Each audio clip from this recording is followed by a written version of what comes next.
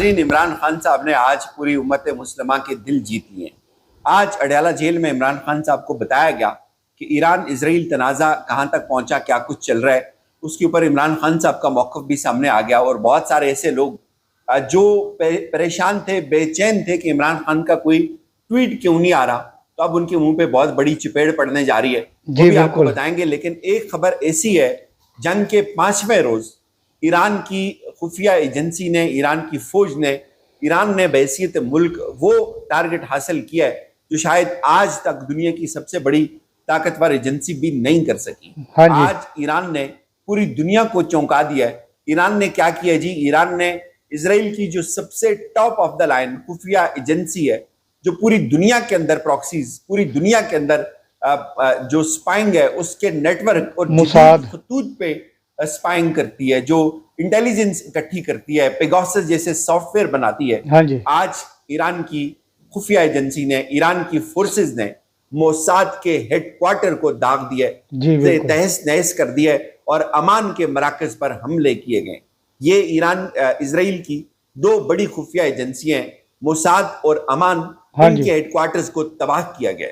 Iran की पासदाराने इनकलाब ने इसराइली खुफिया एजेंसी मोसाद के मरकज पर हमला कर दिया, जिसके बाद मोसाद के मरकज में आग भड़क उठी। ये वो मरकज है जो पूरी दुनिया में मुसलमानों के खिलाफ नफरत, तासब और कत्लो गारत गरी का अमाज गाय उसको स्पॉन्सर करता है, उसकी तरतीब बनाता है, उसके लिए पैसा देता है। आज ईरान ने उसको तहस नहस कर दिया। ईरानी मीडिया रिपोर्ट्स के मुताबिक पासदाराने इनकलाब का कहना है कि तल अबीब में इसराइल की खुफिया एजेंसी मोसाद और फौजी इंटेलिजेंस इदारे अमान के मराकज को बराह रास्त निशाना बनाया गया। मीडिया रिपोर्ट्स के मुताबिक ईरान की जानिब से दागे गए मिसाइलों ने मकबूजा फलस्तीनी इलाकों में मुख्तलिफ मकामात को निशाना बनाया और जिसकी वीडियो सोशल मीडिया के ऊपर वायरल है। इसमें यह भी कहा गया कि जो ईरान की सरकारी टीवी ने इस बात की तस्दीक की है कि हमने सयूनी अफवाज के इंटेलिजेंस मराकज और दहशत गर्दाना कार्रवाइयों की मनसूबाबंदी करने वाले इदारे मोसाद के मराकज पर हमला किया और इस वक्त वो आग की लपेट में। फौज ने करीबी बस पार्किंग को पहुंचने वाले नुकसान को नुमाया करके हमलों की नौयत को कम करने की कोशिश की है। ताहम रिपोर्ट्स के मुताबिक ईरानी मिसाइल्स बराह रास्त स्ट्रेटेजिक मुकामात, जिनमें अमान लॉजिस्टिक सहूलत और हरजेला में मोसाद के हेडक्वार्टर्स शामिल हैं, उनको उड़ाया गया, उनको तहस नहस किया गया। ये बहुत बड़ी डेवलपमेंट है। इसके बाद क्या हो रहा है? इसके बाद ये हो रहा है भाई कि इजरायली अपना मुल्क छोड़ रहे हैं, इजरायली इसराइल से भाग रहे हैं। बहुत बड़ी तादाद में लोग समंदरों से by air, by road travel करके निकल रहे हैं, उनको उनकी मौत नजर आ रही है। और अब उन्होंने एक और एडवाइजरी जारी की है इसराइल ने। उन्होंने कहा कि ईरान के ताजा हमलों की सूरत में वो कह रहे हैं कि आप तमाम के तमाम लोग जो है फिल फोर आप घरों के अंदर मुंतकिल हो जाएं, आप बेस कैंप्स के अंदर चले जाएं। और कहा यह जा रहा है कि जितने भी रिहायशी हैं वो उनके लिए शदीद धुएं के आलम में सांस लेना मुश्किल हो गया है। याद रखें कि वो सब चीजें थी जो गाजा के अंदर होती थी। जो पिछले कई माह से गाजा के अंदर लोगों को सांस लेना मुश्किल था। गाजा के अंदर पानी नहीं था, खुराक नहीं थी, बिजली नहीं थी।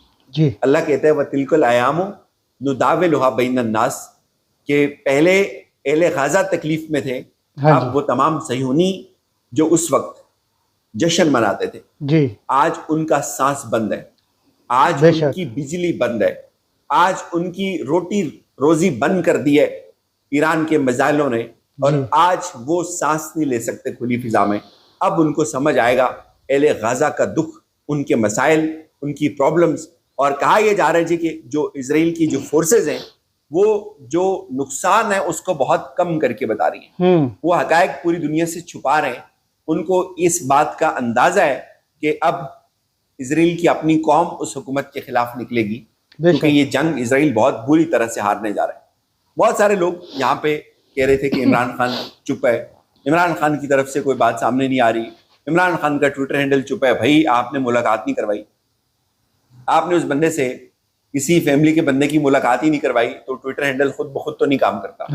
जब आप मुलाकात करवाएंगे, आपको खौफ है कि ये मुलाकात हो जाएगी तो इमरान खान कोई बहुत बड़ा बयान दाग देगा, तो इसलिए मुलाकात नहीं होनी। आज 5वें रोज इमरान खान साहब ने बयान दिया है। इमरान खान साहब ने जी ईरान इसराइल की सूरत हाल के पेश नज़र एहतजाजी तहरीक को 2 हफ्ते के लिए मौखर कर दिया है। और इसके साथ साथ आपको मैं ये बता दूं कि बहुत बड़ा सख्त मैसेज इसराइल के खिलाफ आ रहा है। कुछ देर बाद आप इमरान खान साहब के ट्विटर हैंडल के ऊपर उसको देख सकेंगे जी। और वो तमाम लोग जो कहते थे कि इमरान खान का ट्विटर हैंडल चुप है, उनके मुंह पे बहुत बड़ा तमाचा पड़ने जा रहा है। इमरान खान साहब ने भी सख्ती शुरू कर दी और उनकी बहन जो है नौरीन खान साहिबा, वो क्या कहती हैं? कहती हैं कि पहले अगर हमारा कोई नरम रवैया था तो अब नहीं होगा, अब हम और ज्यादा सख्ती से आएंगे। इमरान खान को आइसोलेट कर दिया गया है, किसी को नहीं मिलने दिया जा रहा जी। अब तो शायद हम सब अडयाला जेल के बाहर बैठ जाएं। यानी इमरान खान साहब की जो बहनें हैं, अलीमा खान साहबा ने भी कहा है, उन्होंने कहा कि मेरी बहनें अडयाला गई हैं, मुझे तो जाने नहीं दिया गया। 9 मई के मुकदमे में जमानतों पर आज समाअत हुई है और प्रोसिक्यूशन के दलाइल सुनकर हंसी को रोकना, वो कह रही है कि मेरे लिए मुश्किल था। और ये सब कुछ जो झूठी गवाहियां दी जा रही हैं, ये सब का सब जो रिकॉर्ड है, ये इस वक्त पूरी दुनिया इसको देख रही है। बहरहाल इमरान खान साहब ने जो है जी वो बड़ा कहा यह जा रहा है कि बहुत सख्त मैसेज रिकॉर्ड किया है एहले गाजा के हक में, एहले फ़लस्तीन के हक में, एहले ईरान के हक में। और इसी तरह जो ईरान के यहाँ पे जो सफ़ीर हैं, देखें ना, अब हर चीज़ अपने असल की तरफ लौटती है। ईरान के सफ़ीर को अब इस बात की तस्दीक करनी पड़ी है। उन्होंने कहा कि पाकिस्तान में जो पाकिस्तान का जो किरदार था इस पूरी जंग में, इस पूरे मार्के में पिछले 5-8 दिनों में, वो कह रहे हैं कि ये मिसाली था। हम उम्र भर पाकिस्तान की कौम के मशकूर रहेंगे। और उन्होंने कहा कि भारत ने ईरान के खिलाफ जो है वो इसराइल की जो जारियत थी उसकी खुलकर मजम्मत नहीं की है जी। उन्होंने कहा कि हमें उन्होंने खुफिया तरीके से बेशक पैगामात भिजवाए, लेकिन हम इसको तस्लीम नहीं करते। उन्होंने खुलकर ये बात वाजे की है कि हम जो है वो हमारी, उन्होंने बिल्कुल इंडिया वालों ने कोई हिमायत नहीं की है, उन्होंने मजम्मत नहीं की है। और दूसरी तरफ कहा यह जा रहा है कि जो डोनाल्ड ट्रंप हैं, उन्होंने ये कहा था अपनी फोर्सेस को कि हम जो है वो इस जंग में, उन्होंने कहा था कि हम तैयार हैं, हम कूदेंगे इस जंग में, हम भी इस जंग का हिस्सा बनेंगे। और बार बार वो धमकियां देते थे ईरान को कि आप डील के ऊपर आ जाएं, अगर आप डील के ऊपर नहीं आएंगे तो फिर बहुत देर हो जाएगी। लेकिन अब वो ट्वीट जो है वो जो धमकियों वाला ट्वीट था उसको अब हटा दिया गया, वहां से डिलीट कर दिया गया। और दूसरी तरफ कुछ और दीगर मुमालिक बीच में इंटरवीन करने जा रहे हैं। फ्रांस जो है वो, जर्मनी, वो अपने तौर पे ईरान से राब्ते कर रहे हैं। और इस वक्त सब लोग ईरान की तरफ देख रहे हैं कि ईरान कब सीज फायर के लिए मानेगा। पहले तो गाजा में लोग इसराइल की तरफ देखते थे कि इसराइल जो है वो कब पीछे हटेगा, कब वो ठंडा होगा। लेकिन अब वो कह रहे हैं कि अब दुनिया देख रही है ईरान की तरफ कि ईरान कब सीज फायर के लिए राजी होगा। जो चीन के वजीर खारजा हैं, उनका बड़ा जबरदस्त बयान आया। उन्होंने कहा जी कि अमेरिका पर ईरान और इसराइल के दरमियान जो बढ़ती हुई कशीदगी है, इसके ऊपर अमेरिका उसको इस पूरे इस कन्फ्लिक्ट को हवा दे रहा है। उन्होंने कहा कि जलती पर तेल डालने, धमकियां, दबाव और इश्तियाल अंगेजी अमन की राह में रुकावट है। यानी शायद यही वजह थी कि अब इसके बाद ट्रंप को अपना जो ट्वीट है उसको डिलीट करना पड़ा है। और वैसे मैं आपको बताऊं कि इतना आसान नहीं होगा किसी भी मुल्क के लिए।